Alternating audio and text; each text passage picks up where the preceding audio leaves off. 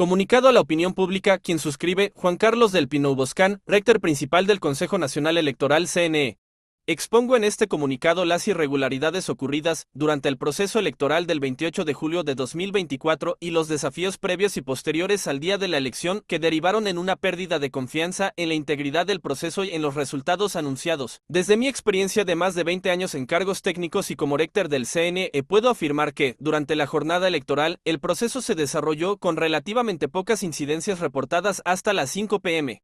Ya para esa hora, se proyectaba una participación de entre un 60% y 65% del registro electoral, según la opinión de los expertos. Tras el cierre de las mesas de votación, se evidenció un incumplimiento de normas y reglamentos esenciales, cuando se reportaron incidentes de desalojo de testigos de la oposición durante el cierre de mesas, lo que constituyó una violación directa a los principios de equidad y de inobservancia de los derechos de los electores a tener acceso a las actas de votación, comprometiendo la legitimidad del proceso en esos centros de votación. Según protocolos, la transmisión de resultados debía hacerse inmediatamente al cierre de las mesas. Sin embargo, fue en ese periodo que la transmisión fue interrumpida y dicha interrupción fue justificada por un presunto hackeo, habiendo silencio y una demora no explicada. Apenas a las 9 p.m. fui informado del presunto hackeo y por el que se aseveraba afectó gravemente la transmisión de resultados, reduciendo la transmisión efectiva a un 58%. Este evento supuestamente impidió la emisión del primer boletín en el momento adecuado y manteniendo al país en una injustificada espera. Ante el desalojo de testigos en no pocos centros, la falta de transmisión del código QR a los data center de los comandos, y la falta de solución efectiva al presunto hackeo,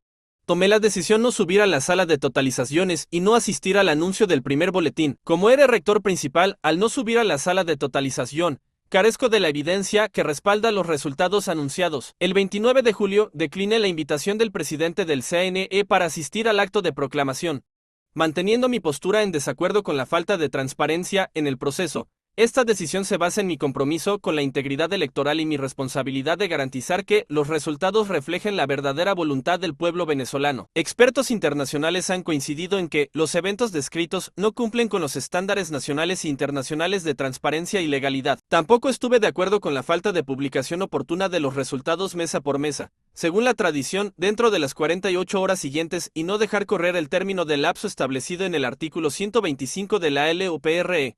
Casi inmediatamente después del primer anuncio, lo que trajo como consecuencia la suspensión de auditorías de verificación ciudadana fase 2, datos electorales fase 2, telecomunicaciones fase 2, afectando la cadena de confianza de la auditoría y generando incertidumbre. En cuanto a la convocatoria con relación al recurso interpuesto ante la sala electoral del TSJ, no asistí a la misma, ya que considero que la resolución del conflicto debe hacerse dentro del propio organismo comicial, convocando a los técnicos y peritos electorales a cotejar las actas que posee el CNE desde el día de la elección con las que tienen los diferentes comandos de campaña y que las mismas sean auditadas por veedores internacionales y certificadas de manera independiente. Incidencias previas al día de las elecciones. Desde el inicio de mis funciones en el Consejo Nacional Electoral CNE he trabajado con un firme compromiso hacia la ética y la transparencia.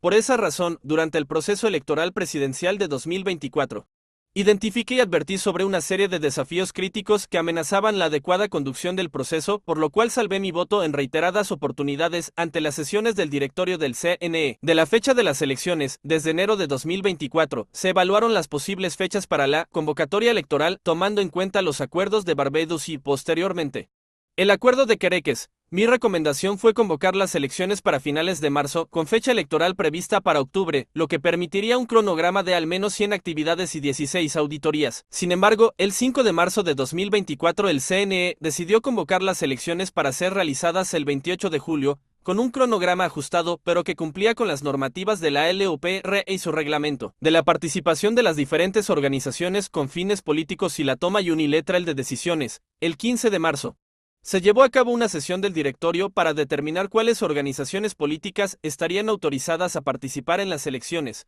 A pesar de mi objeción, se excluyeron partidos con mayor porcentaje de votos en elecciones anteriores y afectando además su derecho a recursos y su participación.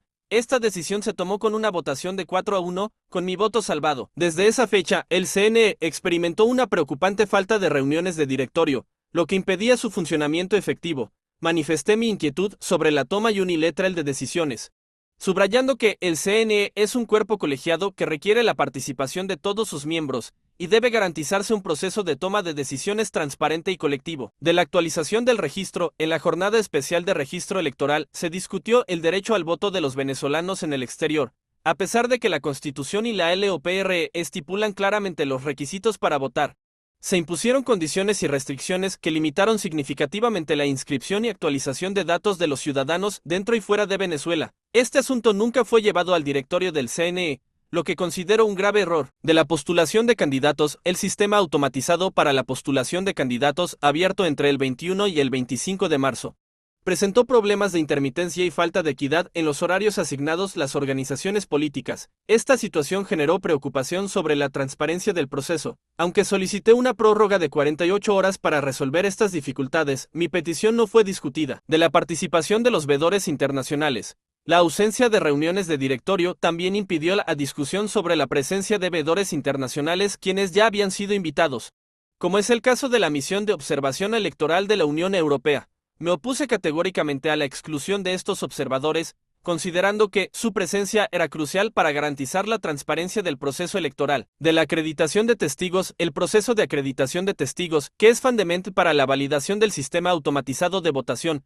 experimentó retrasos y confusión, debido a problemas atribuibles tanto a los usuarios como a aspectos técnicos internos. El impacto de estas incidencias fue significativo para el desarrollo del cronograma electoral. Todo lo ocurrido antes, durante y después de la elección presidencial señalan la gravedad de la falta de transparencia y veracidad de los resultados anunciados. Lamento profundamente que el resultado y su reconocimiento no les sirvan a todos los venezolanos, que no dirima nuestras diferencias y no promueva la unidad nacional y que en su lugar subyace la duda en la mayoría de los venezolanos y en la comunidad internacional sobre los resultados. Juan Carlos del Pino Boscan, rector principal del Consejo Nacional Electoral CNE.